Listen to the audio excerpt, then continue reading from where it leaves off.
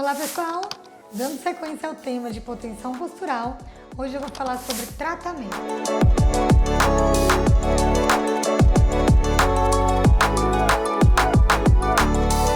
O objetivo de tratamento é controlar os sintomas, então a gente não vai titular o tratamento de hipotensão para subir a pressão, né? Isso não existe. Então, se por exemplo, o paciente ao ficar em pé tem uma queda de pressão, mas ele não sente nada, a gente vai orientar algumas medidas para que ele não tenha sintomas no futuro. Eu vou falar mais à frente sobre medidas não farmacológicas, mas eu não vou dar medicações para subir a pressão. Então, medicamentos para elevar a pressão arterial somente quando o paciente tem consequências no dia a dia.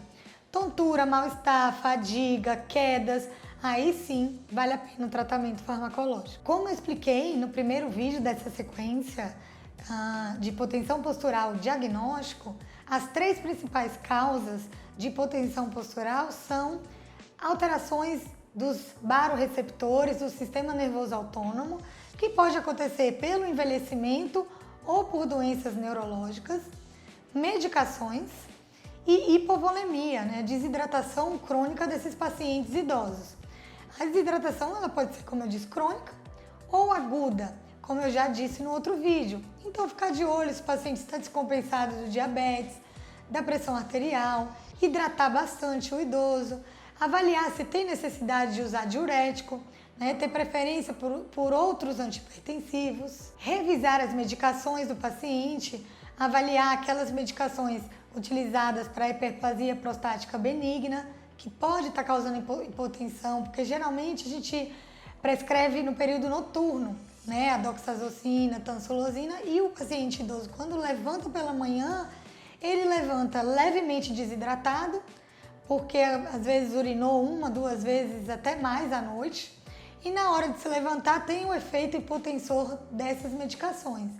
Então, um pouco de cuidado com beta-bloqueador no período noturno, com uso de antihipertensivos pela manhã antes de ter ingerido algum alimento, do uso de nitratos, né, de forma contínua, porque faz vasodilatação e faz queda de pressão muito sintomática, e também revisar a lista, né, dos antidepressivos, dos antipsicóticos, dos neurolépticos, que pode estar causando hipotensão postural no idoso que você acompanha e você acaba achando que são outros diagnósticos e não modifica uma medicação que é algo simples e vai melhorar a qualidade de vida do paciente idoso. Sobre o tratamento não farmacológico, né, que é o principal, inicial em qualquer doença, síndrome geriátrica, principalmente para hipotensão postural neurogênica, ou seja, aquela por disfunção do sistema nervoso autônomo. Então, são as principais indicações das medidas que eu vou falar agora. Orientar o paciente idoso como se levantar pela manhã ou quando se deitar. Ele precisa fazer isso em etapas. Ele precisa do deitado sentar, esperar um pouco, para depois ficar em pé. Nunca levantar de vez, né, ou da cadeira, ficar em pé de forma abrupta. Né? Evitar não fazer caminhadas nos dias quentes, né? Tem o risco de queda de pressão em ambientes quentes, abafados, muito apertados, por exemplo, em metrô. Evitar esforço ou tosse muito violenta. Então, se o paciente está tendo muita tosse, tentar medicações para controle de tosse. Tratar constipação. Então, parece bobagem, mas o paciente idoso, às vezes vai fazer um esforço no banheiro para evacuar, pode ter uma queda de pressão, né, uma síncope vasovagal, e cair, desmaiar no banheiro por conta de esforço e que tem esse distúrbio do sistema autônomo. Algo que é super válido e importante, esses pacientes que estão tendo hipotensão postural no dia a dia, muito grave, que já acorda de manhã, na primeiro levantar da cama, já se sente muito mal, é levar a cabeceira da cama. Então, a gente fala, compra um tijolo, um livro, eleva a parte da cabeceira da cama de 10 a 20 milímetros, né? Então, desse tamanho, um pouquinho mais, né? 1, 2 tijolos, alguns livros, revistas, né? A gente pode mandar fazer um calço de madeira. Isso é importante tanto para a doença do refluxo, mas também vai ajudar a hipotensão postural. Por quê?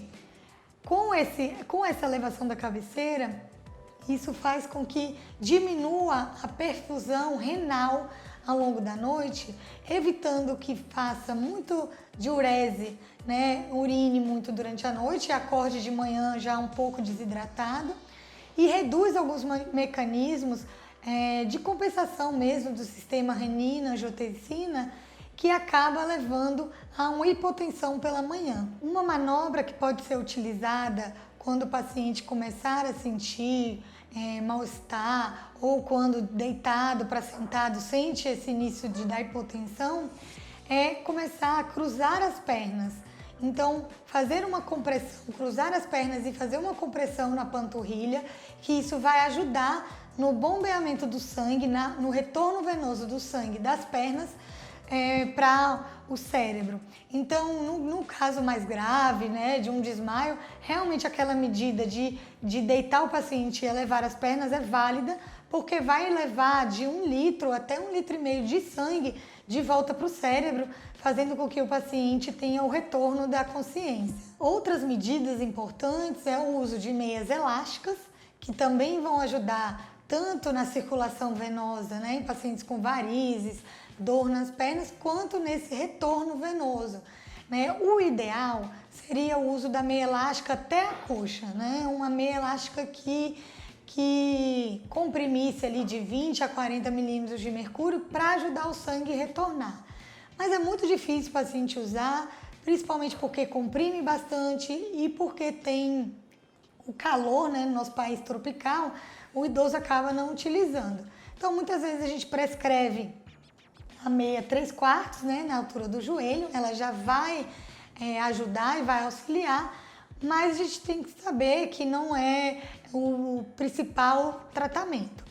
Uma cinta que é interessante, que tem estudos, é a cinta abdominal, porque a maior parte do sangue ela não fica só nas pernas, ela fica também dentro da circulação esplâncnica, que é a circulação do fígado, do baço, dos órgãos internos.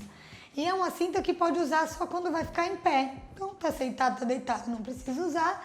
Quando vai se levantar, coloca a cinta abdominal, fazendo uma compressão também de 20 a 40 milímetros de mercúrio. E para fazer uma caminhada, para andar, ela vai ajudar nesse retorno da circulação das veias e das artérias a ter um retorno, né, principalmente o retorno venoso, para evitar que a pessoa tenha a queda de pressão quando fica em pé. De forma geral, a gente tem que orientar o idoso a tomar água, né? Como eu já havia dito, 30 ml por quilo. Então, se o idoso tem 50 quilos, no mínimo 1,5 litro.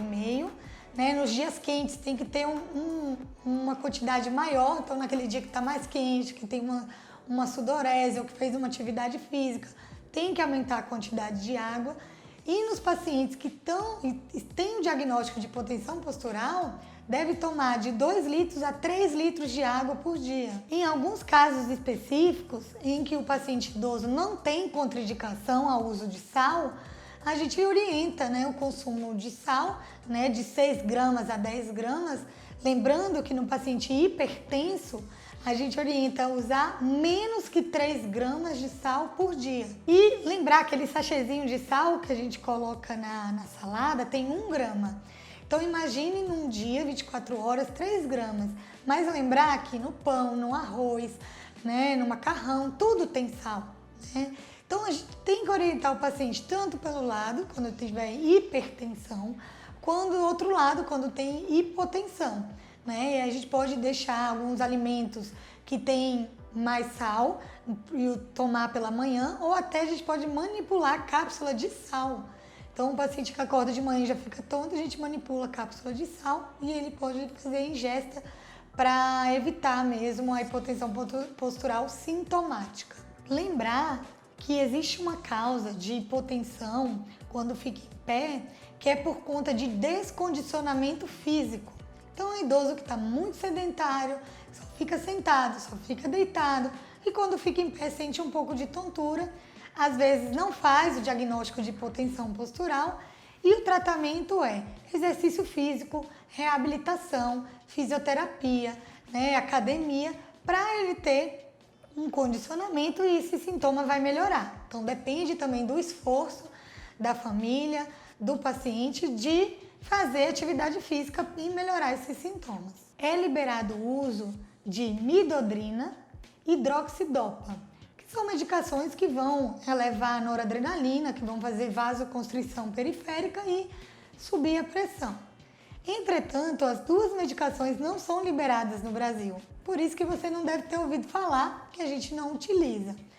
Aqui no Brasil, a gente usa muito a fludrocortisona, que é um corticoide, que tem uma ação mineralocorticoide, ou seja, vai para o sistema renina-angiotensina, vai mexer no mecanismo de sódio do organismo, aumentando a concentração de sódio e com isso um aumento da volemia, que é o volume de sangue circulando no organismo. É uma medicação que nos Estados Unidos é muito também utilizada, mas ela não é propriamente indicada para hipotensão postural. Mas é o que nós utilizamos aqui no Brasil, O nome comercial é Florinef, os comprimidos são de 0,1 miligramas e a gente começa com um comprimido, podendo ir a 2 até 3. Além dessa dose, já vem muitos efeitos colaterais, como edema em membro inferior, edema de tornozelo, aumento da pressão arterial, então ele sai de hipotensão para ficar hipertenso, tontura, dor de cabeça, queda de potássio, hipocalemia por conta da medicação e descompensação de insuficiência cardíaca. Lembrar que esses pacientes com hipotensão postural são pacientes mais graves, pacientes que têm diversas comorbidades, muitas vezes são hipertensos e diabéticos e têm insuficiência cardíaca. Se dá um remédio que vai reter sódio, reter líquido e subir pressão, a gente sabe que tem um risco muito grande de descompensações.